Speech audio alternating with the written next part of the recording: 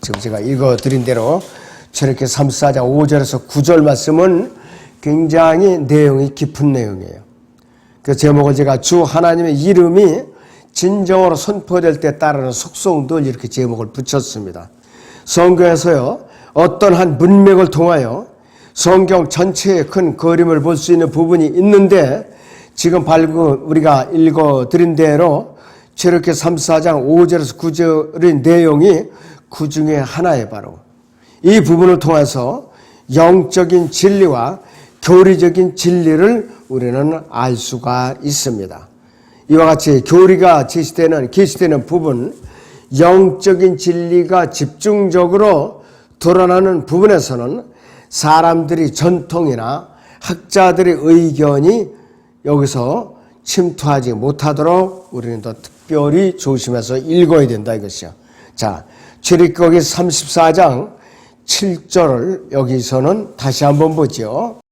자비를 수천 대까지 간직하며 죄악과 허물과 죄를 용서하나 범법자가 깨끗게 되지는 아니하리니 그 조상들이 죄악을 그 자손들과 그 자손들이 자손들 3, 4대까지 미치게 하느니라 그랬습니다. 자, 이것이 신약에서요, 죄들을 사함으로 인하여 라는 표현을 올바로 풀어줄 수 있는 구절이에요. 올바로 풀어줄 수 있는 구절이에요. 그리고 3, 4장 5절 상반절을 보죠. 주께서 구름 가운데 강림하시오 이렇게 나오죠. 주께서. 자, 그래서 구약에서 강림하셨던 하나님께서 첫 번째로 강림을 이제 하셨던 것처럼 두 번째로 앞으로 이제 강림하실 거예요. 그런데 신약에서는 첫 번째로 이제 육신을 입고 이 땅에 강림하셨던 분을 어떻게 표현하고 있는가? 디모데전서 3장 16절을 보죠. 경건의 신비는 논쟁의 여지없이 위대하도다.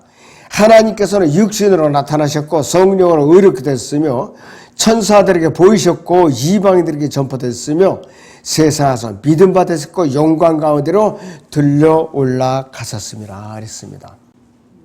이 땅에 강림하셨다가 다시 올라가셨죠. 근데 앞으로 두 번째로 강림을 하셔요. 스가랴서 14장을 봅니다. 예, 거기 1절부터 보죠. 보라, 주의 날이 오나니 네 약탈물이 네 가운데서 나누리라. 내가 모든 민족들을 모아 예루살렘을 대적하여 싸우게 하리라. 성읍은 함락되고 집들은 강탈당하며 여자들이 욕을 당하고 성읍의 절반이 사로잡혀 갈 것이나 백성의 나머지는 성읍에서 끊어지지 아니하리라. 그때에 주께서 나가 그 민족들을 대적하여 싸우시리니 전쟁의 날에 싸우셨을 때처럼 하시리라. 그의 발이 그날은 예루살렘 앞 동편에 있는 올리브산 위에 서시리니 올리브산은 그 중간이 동쪽과 서쪽으로 갈라져 매우 큰 골짜기가 생길 것이며 산의 절반은 북쪽으로 산의 절반은 남쪽으로 옮겨지리라.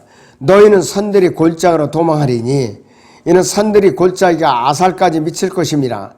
정녕 너희가 도망하리니 마치 유다의 우시야 왕의 시대에 너희가 지진 앞에서 도망했던 것과 같으리라.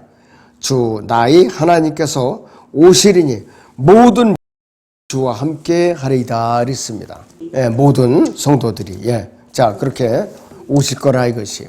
그러니까 앞으로 두 번째 강림하실 때는 무서운 왕의 모습으로 왕의 모습으로. 자, 그렇다면은 아까 읽어드린 대로 주 하나님의 이름이 진정으로 선포될 때 나타나는 속성들이 있어요. 첫째는 자비롭고 그랬습니다. 자비롭고. 이 저렇게 34장 6절에서 주로다 자비롭고 그랬어요. 이 말씀은 첫 번째로 언급되는 하나님의 속성 중에 가장 중요하고 본질적인 하나님의 속성이에요. 자비롭다는 것이. 하나님께서 모든 종류의 사람을 다루신다면 이 속성이 반드시 자비로운 속성이 있어야만 되는 것이요. 하나님이 자비가 다했을 때에 어린아이들도 빠져 죽었어요. 노아 홍수 때에 어린아이들 빠져 죽었어요. 노아 8가족에는 다 빠져 죽었어요. 그리고 하나님의 자비가 다했을 때에 노인들도 불에 타 죽었어요. 그리고 하나님의 자비가 다했을 때에 여자들이 강탈에 당했고 남자들은 나무에 못이 박혔어요. 그리고 하나님의 자비가 영원히 지속된다는 말씀은 태어난 모든 세대에게 하나님이 자비가 적용되는 된다는 의미에서만 유효한 거예요. 그러니까 하나님의 자비는 양면성이 있어요. 양면성이. 징벌적인 면에서는 잔인해요. 그것이 하나님의 자비예요. 그런데 은혜의 측면에서는 어떻게 되냐? 굉장히 자비하다 이것이요.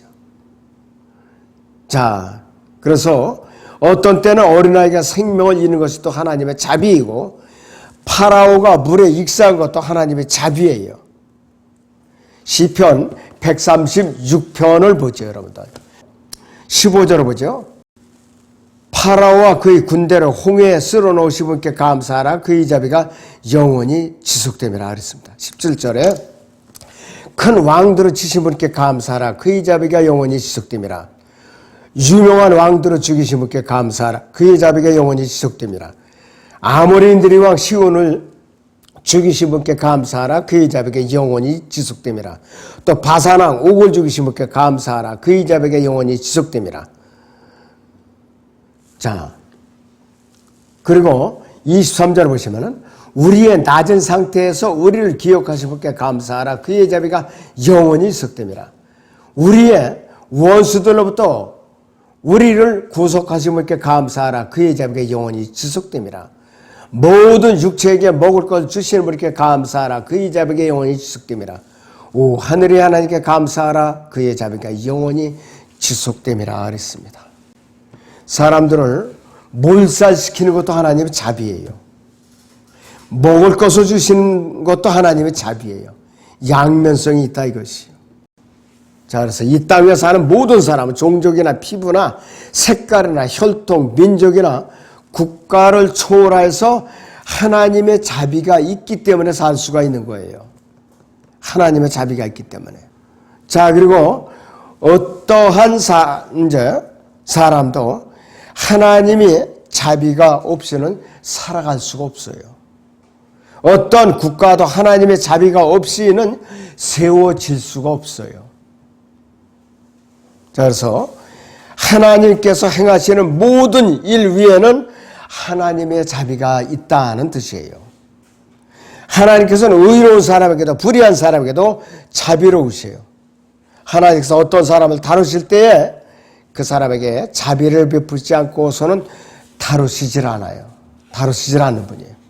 하나님께서 사람과 관계를 형성하실 때 하나님의 자비야말로 첫 번째가 되는 가장 뛰어난 하나님의 속성이에요. 예레미야 3장 22절을 보지요. 너희 타락한 자식들아 돌아오라. 그리하면 내가 너희의 타락을 치유시켜 주리라. 보소서 우리가 주께로 오나니 이는 주가 주 우리 하나님이십니다. 그랬습니다. 하나님의 자비가 아니면은 살아남을 수 없는 것이에요. 아무도 살아남을 수가 없다 이것이. 하여튼 우리는 하나님의 자비를 갖다가 떠나서는 누구도 아무도 존재할 수가 없어요. 그 다음에 이제 거룩하신 하나님의 이름이 진정으로 선포될 때에 따르는 두 번째 속성은 뭐냐? 예레미야 출애굽기 3장 6절인대로 은혜로우시며 그래서 은혜롭다는 말이에요. 하나님의 자비 위에 있는 단계인데 자비는 대부분이 부정적인 대상에게 적용이 되는데 은혜로움은 하나님이 자비로만으로는 줄 수 없는 특권을 선사해 주는데 정죄받은 어떤 사람의 생명을 죽음에 넘겨주는 것이 하나님의 자비라면은 이 자비와 함께 따라다니는 것이 뭐냐? 하나님의 은혜로움이라 이것이에요. 그래서 이 은혜로 인해서 죄를 범한 죄인이 풀려날 수도 있고 선한 것들로 공급을 받을 수도 있어요. 다윗은 사울에게 자비로웠어요. 무피보셋에게는 은혜로웠어요. 또 하나님께서는 롯에게 자비로우셨고 아브라함에게는 은혜로우신 분이에요. 상관관계가 있어요, 서로. 하나님의 은혜 없이도 자비를 받을 수가 있지만은 자비가 없이는 하나님의 은혜를 받는 것은 절대로 불가능해요. 그리고 하나님의 속성 중에 세 번째는 오래 참고라는 말씀이 있어요.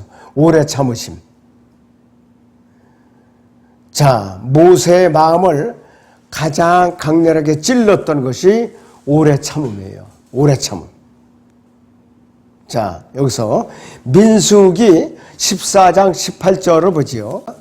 주는 오래 참고 자비가 크며 죄악과 허물을 용서하나 범법자를 결코 깨끗게 하지 않으며 그 조상들의 죄악을 그 자손들 3, 4대까지 미치게 하느니라 하셨느니라 그랬습니다.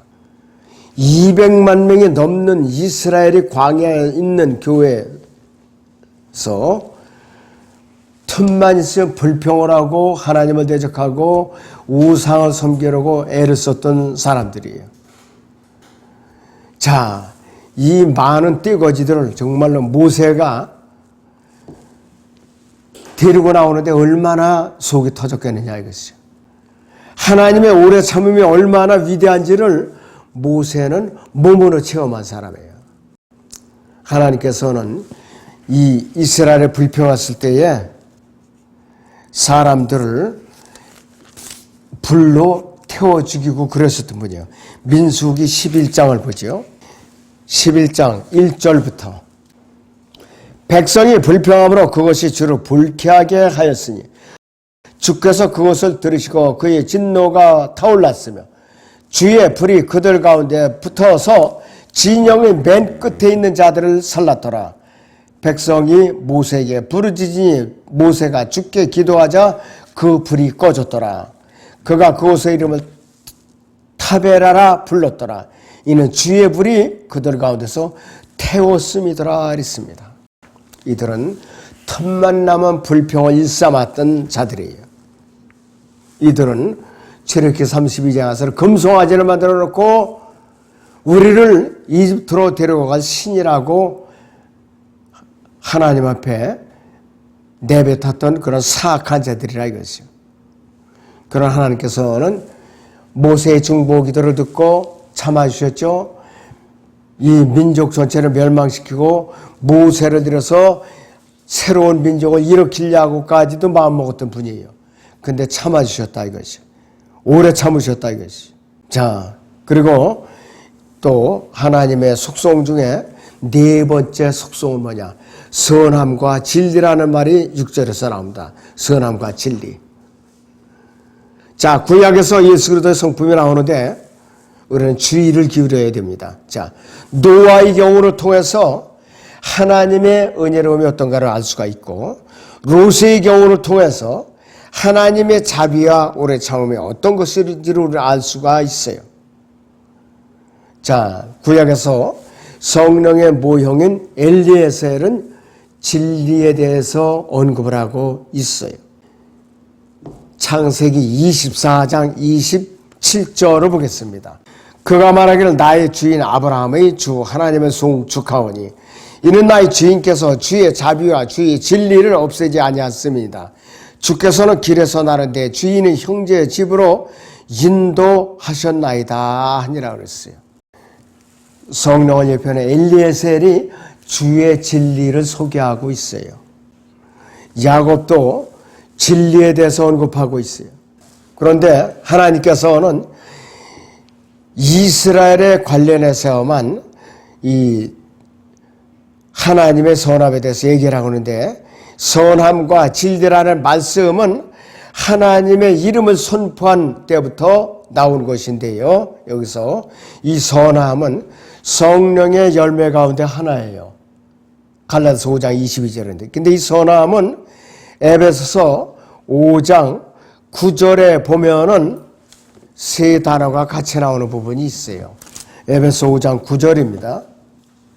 이는 성령의 열매는 모든 선과 의와 진리 안에 있음이라 그랬습니다. 선과 의와 진리 안에 있다고 그랬어요. 세 단어가 분리될 수가 없다 이 뜻이에요. 구원받지 못한 사람을 회개에 이르게 하는 것은 바로 하나님의 선하심이에요. 구원받지 못한 사람. 로마서 2장 4절을 보겠습니다. 아니면 내가 그분의 선하심이 너를 회개하도록 인도하심을 알지 못하고 하나님의 선하심과 관용과 오래 참으심의 풍성함을 무시하는 것이 아니냐 그랬습니다. 하나님의 선하심에 대해서 아주 강조를 하고 있어요. 그런데 이 하나님의 선하심과 반대되는 말이 있어요. 반대되는 말. 이것은 하나님의 준엄하심이에요. 로마서 11장 22절을 보죠. 그러므로 하나님의 선하심과 준엄하심을 보라. 넘어지는 자들에게는 준엄하시니 만일 네가 그분의 선하심에 머물면 그 선하심이 너에게 있을 것이나 그렇지 않으면 너도 꺾이리라 그랬습니다. 하나님의 선하심과 준엄하심은 서로 극대극을 이루고 있어요. 자, 그리고 사람이 선하다는 기준이 뭐냐? 사람이 선하다는 기준 딱 한 가지가 있어요. 로마서 3장 10절 보죠. 기록된 바와 같이 의인은 없나니 없도다 한 사람도 없도다고 그랬거든요. 사도행전 11장 24절을 보죠. 이는 그가 선한 사람이요 또 성령과 믿음으로 충만한 사람이니라. 그러므로 많은 무리가 주께 더해지더라 그랬습니다. 사람이요 선하다는 기준이 딱 한 가지예요. 그 사람 안에 성령님께서 내주하시지 않으면 그 사람은 악한 사람이에요. 어떤 사람도 육신적이고 영적인 간에 어떤 사람도 그 사람 안에 구원을 받아서 성령께서 내주하 주시면 그 사람은 하나님의 기준에서 선한 사람이에요. 여러분도 잘 기억하셔야 되고 성령께서 그 사람 안에 내주하 주시는 그 사람은 선한 사람이에요. 이 선함의 기준을 우리가 잘 기억하고 있어야 돼요. 요한복음 8장 32절 진리를 알게 되리니 그 진리가 너희를 자유롭게 하리라고 하시더라 그랬습니다. 진리가 너희를 자유롭게 하리라고 말씀을 하고 있어요. 그런데 이 진리라는 단어를요 예수님께서는 그분 자신과 동등하게 다루고 계세요. 동등하게. 36절 보세요. 요한복음 8장 36절에 그러므로 만일 아들이 너희를 자유롭게 하면 참으로 너희가 자유롭게 되리라 그랬습니다. 이 진리를 그분 자신과 동일하게 취급을 하셨어요. 그래서 이 진리는 거룩한 성경에 기록된 말씀들과 너무나도 밀접한 관계에 있기 때문에 성경에 그대로 적용이 되고 있어요. 그래서 예수 그리스도께서는 진리라는 단어를 그분 자신에게 적용을 시키고 있어요. 시편 138편 2절을 봅니다. 내가 주의 거룩한 전을 향하여 경배하고 주의 자애하심과 주의 진리를 인하여 주의 이름을 찬양하리니 이는 주께서 주의 말씀을 주의 모든 이름 위에 크게 하셨습니다. 그랬습니다. 진리를 그분 자신에게 적용시켰어요.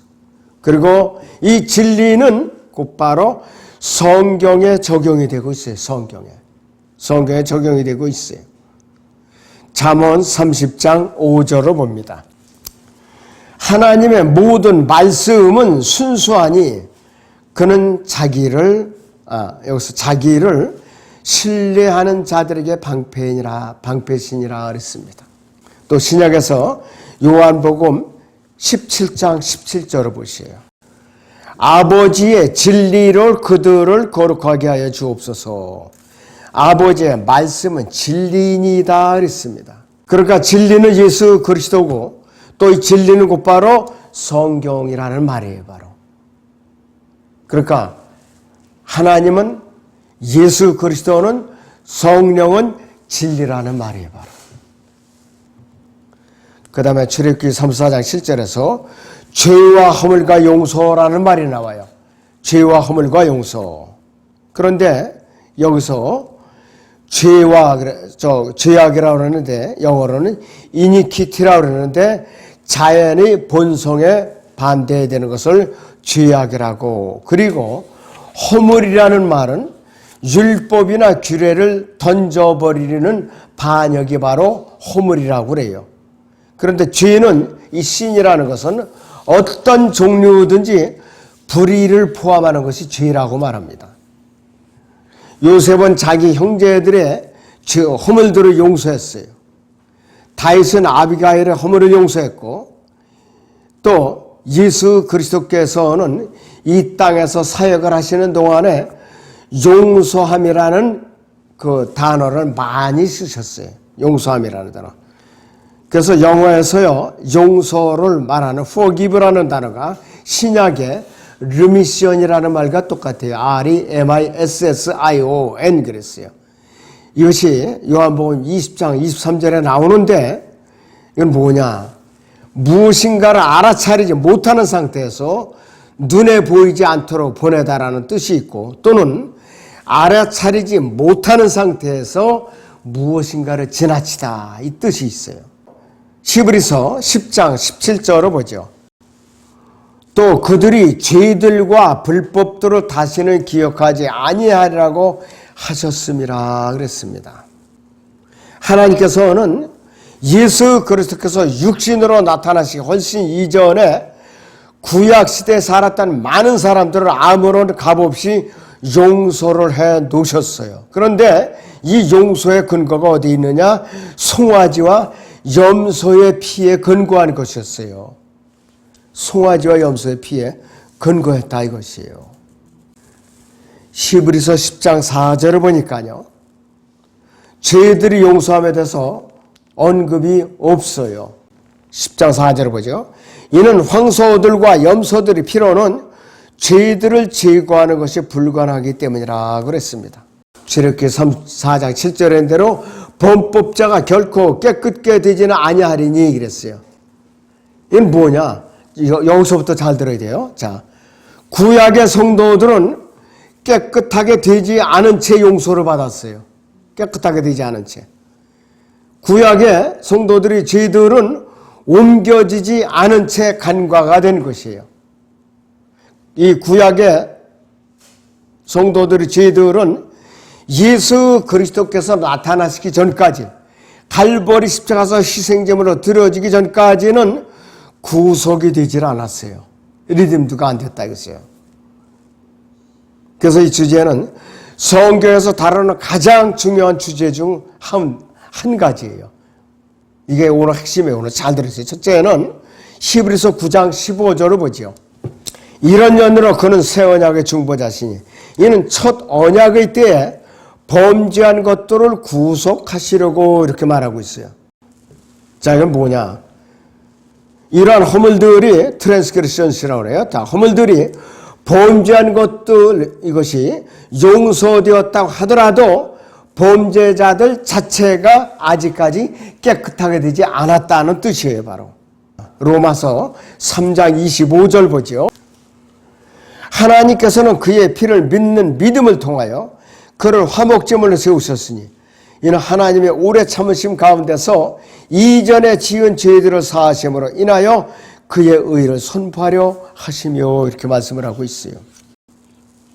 이 구절이 말하는 것은 하나님께서는 구약에 있는 죄들을 참으셨고 구약의 피 속죄에 근거하여 죄들을 간과하셨다 이거예요.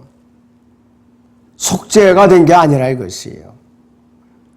그래서 이 죄들이 폐기되기 위해서는 예수 그리스도라는 화목제물이 나타나서 갈보리 십자가에서 속죄 사역이 완성이 되어야만 했던 거예요. 바로 이것이 구약과 신약의 차이예요. 바로 자, 마태복음 26장 28절을 봅니다.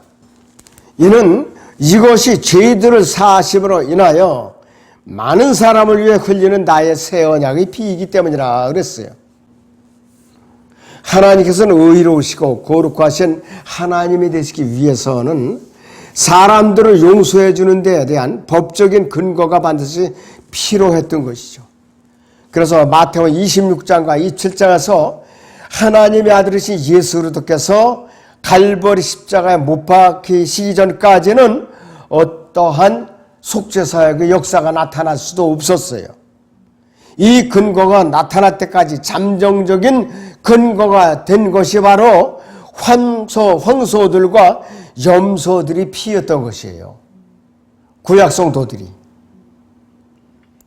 이 사실을 통해서 말해주는 것은 구약 성도들은 죽은 후에 곧바로 낙원, 즉 하늘왕국, 헤블리 킹덤이라는 그 낙원에 올라가서 하나님을 대면하지 못하고 아브라함의 품이라는 중간 상태로 간 것이 지하세계의 낙원에 머물렀던 것이에요. 바로 구약시대에 어떤 사람이 구원을 받았을 때 그는 영원히 거룩하게 된 것이 아니에요.